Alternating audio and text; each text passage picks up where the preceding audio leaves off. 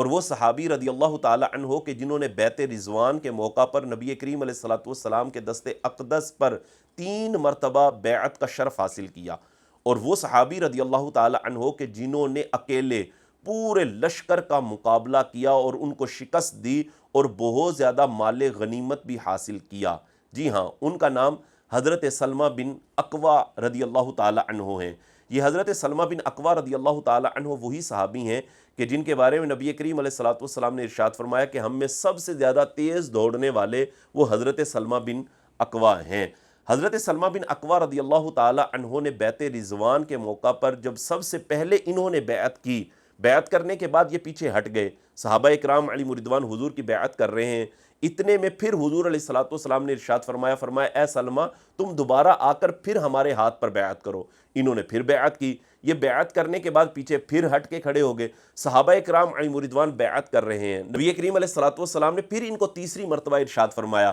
سلمہ آؤ اور ہمارے دست اقدس پر بیعت کرو۔ تو اس طرح انہوں نے 3 مرتبہ نبی کریم علیہ الصلوۃ والسلام کے دست اقدس پر بیعت کرنے کا شرف حاصل کیا، اور یہ وہی صحابی رضی اللہ تعالی عنہ ہیں کہ جنہوں نے پورے لشکر کا اکیلے مقابلہ کیا، جیسا کہ صحیح مسلم میں حدیث کا نمبر ہے 4677، اور یہ واقعہ غزوہ ذی قرد کے نام سے احادیث کی کتب کے اندر موجود ہے۔ ہوا کیا تھا، حضرت سلمہ بن اکوع رضی اللہ تعالی عنہ خود اس واقعے کو بیان کرتے ہیں، واقعہ کافی طویل ہے، اس کا خلاصہ آپ کے سامنے ذکر کر رہا ہوں۔ حضرت سلمہ بن اکوع رضی اللہ تعالی عنہ کہتے ہیں کہ میں فجر کی پہلی اذان کے وقت شہر مدینہ سے باہر نکلا، تو جب میں باہر نکلا تو حضرت عبد الرحمن بن عوف رضی اللہ تعالی عنہ کے غلام وہ ان سے ملے، تو جب ان سے ملے نا تو انہوں نے بتایا کہ نبی کریم علیہ الصلوۃ والسلام کی وہ اونٹنیاں جو مقام ذی قرد میں چر رہی تھیں ان کو کچھ لوگ ہانک کر لے گئے ہیں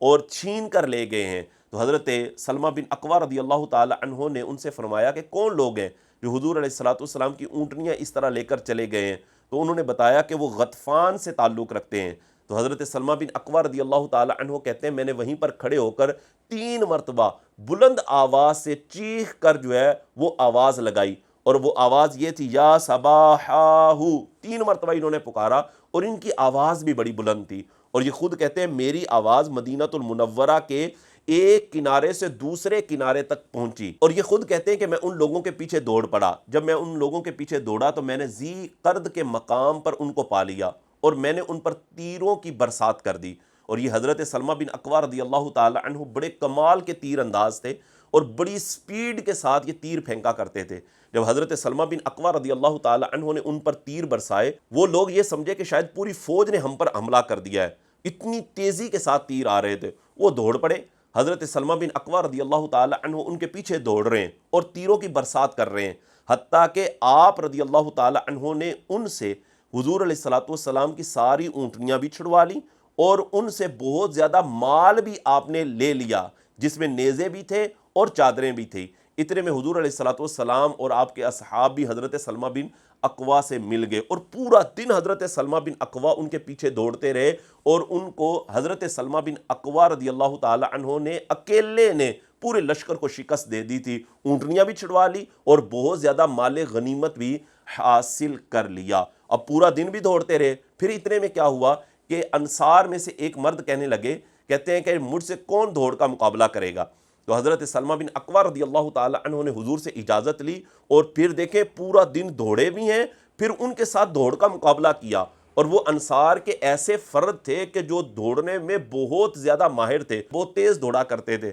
حضرت سلمہ بن اکوع رضی اللہ تعالی عنہ نے ان کے ساتھ دوڑ کا مقابلہ کیا اور ان کو بھی شکست دی۔ تو یہ ہے حضور علیہ الصلوۃ والسلام کے وہ صحابی کہ جو گھوڑے سے بھی زیادہ تیز دوڑنے والے اور یہ سارے شرف حاصل کرنے والے صحابی حضرت سلمہ بن اکوع رضی اللہ تعالی عنہ ہیں۔